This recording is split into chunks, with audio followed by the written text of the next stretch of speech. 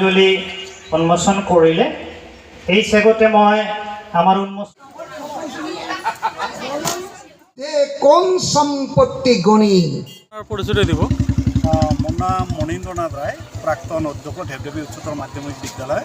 আৰু হয়, আজিৰ কাৰ্যসূচী কি আছিল? আজিৰ কাৰ্যসূচী বহুতকেইটা আমি কাৰ্যসূচী ৰাখিছোঁ। আজি ৩ বহাগ ৰাতিপুৱা 5 বজাৰ পৰা উষা কীৰ্তন আমাৰ হৈছিল, আৰু এই উষা কীৰ্তনটো আমাৰ আঁত ধৰিলে উৎপল কুমাৰ ৰায়, সম্পাদক উদযাপন সমিতি।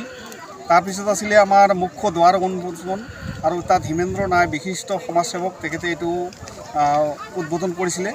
তাৰপিছত আছিলে 8 বজাত বৃক্ষৰোপণ, আৰু এই বৃক্ষৰোপণ গোলাপী দেৱী আমাৰ প্ৰাক্তন SDMO ধুবুৰী জিলা, তেখেতে চিকিৎসক হিচাপে আমাৰ ইয়াত পৰিচিত বিশিষ্ট সমাজসেৱক, তেখেতে কৰিলে। তাৰপিছত আমাৰ আছে ৰাতিপুৱা 8:30 বজাত আমাৰ শংকৰধ্বনি আৰু ধৰ্মধ্বজা উত্তোলন কৰিছিল। এইটো আমাৰ অভ্যৰ্থনা সমিতিৰ সভাপতি মাননীয় প্ৰসন্ন কুমাৰ দেৱ ৰায় সভাপতিদেৱে কৰিছিলে।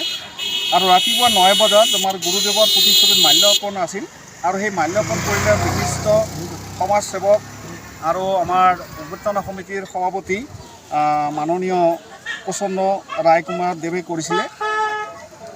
তাৰপিছত ৰাতিপুৱা আমাৰ বন্তি প্ৰজ্বলন আছিলে।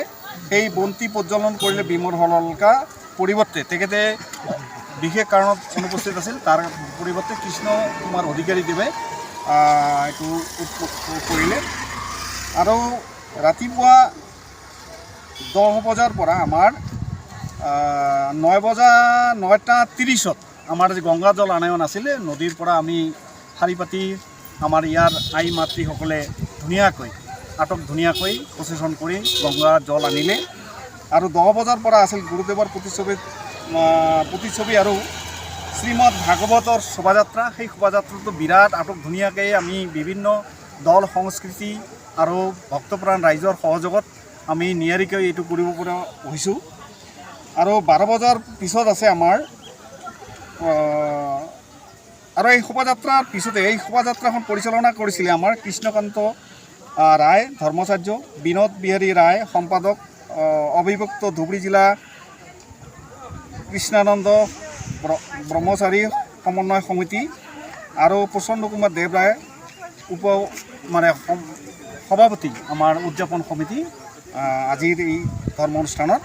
আৰু দুপৰীয়া 12 বজাৰ পৰা আমাৰ অলৰেডি আমাৰ প্ৰসাদ বিতৰণ আৰম্ভ হৈ গৈছে। কেইদিনীয়া কাৰ্যসূচী?